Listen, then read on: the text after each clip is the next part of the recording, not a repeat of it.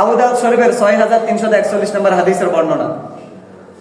عن أبي الدرداء رضي الله تعالى عنه قال سمعت رسول الله صلى الله عليه وسلم يقول من سلك طريقا يلتمس فيه علما سلك الله به طريقا من طرق الجنة وإن الملائكة لتضع أجنحتها رضا لطالب العلم وإن العالم ليستغفر له من في السماوات ومن في الأرض والحيتان في جوف الماء وفضل العالم على العابد كفضل القمر ليلة البدر على سائر الكواكب وإن العلماء ورثة الأنبياء وإن الأنبياء لم يورثوا دينارا ولا درهما فمن أخذه أخذ بحد وافر محترم হাজিরিন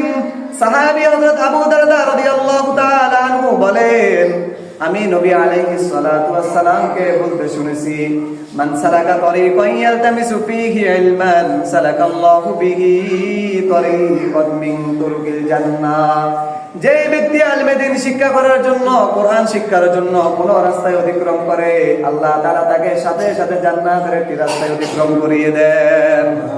শুধু হাদিস এটার মধ্যে সীমাবদ্ধ নয়, রাসূল বলেন ওয়া ইন্নাল আলিমা লা ইস্তাগফিরু লাহু মান ফিস সামাওয়াতি ওয়া মান ফিল আরদি ওয়াল হিতান ফি জাওফিল মা। নবী আলাইহিস সালাতু ওয়াস সালাম বলেন একজন তালিব ইলমের জন্য যে মাদ্রাসায় পড়ালেখা করে আল্লাহ সুবহানাহু ওয়া তাআলা বলে, রাসূল সাল্লাল্লাহু আলাইহি ওয়াসাল্লাম বলেন আসমান এবং জমিনের মধ্যে যা কিছু রয়েছে সব কিছু ওই তালিব ইলমের জন্য আল্লাহ তাআলার কাছে ক্ষমা প্রার্থনা করে।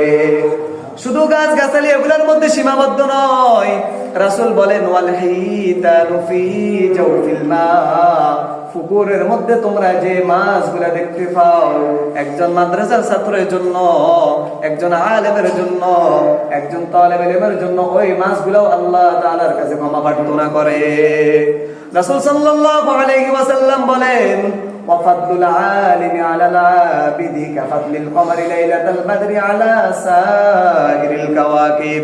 একজন আলেমের মর্যাদা একজন সাধারণ মানুষের উপরে কেমন, একজন আলেমের মর্যাদা একজন আবেদের উপরে কেমন। রাসূল বলেন পূর্ণিমার রাতে যখন চাঁদ উদিত হয়ে আলোকিত হয়ে যায় তখন তারকারাজির আলোর প্রয়োজন হয় না, একটা চাঁদ সমস্ত তারকারাজির আলোকে হার মানিয়ে দেয়। একজন আলেমের মর্যাদা এমন যেমন পূর্ণিমার রাতে চাঁদ উদিত হয়ে সমস্ত কিছুর আলোকে দূর করে দেয়। একজন আলেমের মর্যাদা একজন আবেদের উপরে এমন।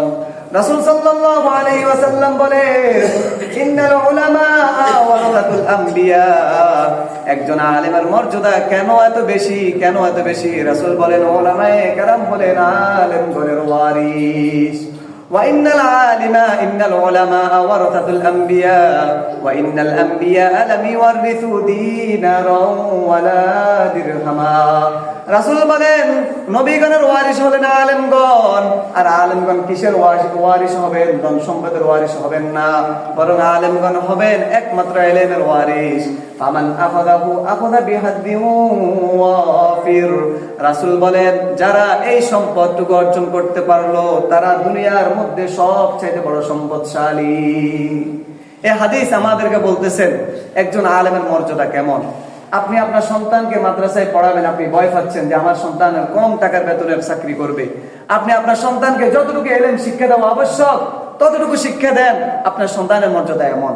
আল্লাহ সুবহানাহু ওয়া তাআলা আমাদেরকে, আমরা যেখানে অভিভাবক রয়েছি, আমরা যেন আমাদের সন্তানদেরকে যদি সম্ভব হয় আলেম বানানো, যদি ওটাও সম্ভব না হয় তাহলে কমসে কম যে পরিমাণে ইলম শিক্ষা করলে আপনার সন্তান নামাজ পড়তে পারবে, রোজা রাখতে পারবে, ওযু করতে পারবে, ইসলামের শরীয়তের যত যাবতীয় মাসআলা মাসাইল রয়েছে সেগুলো জানতে পারবে।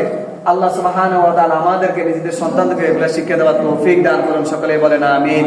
ওয়া আখিরু দাওয়ানা আলহামদুলিল্লাহি রাব্বিল আলামিন।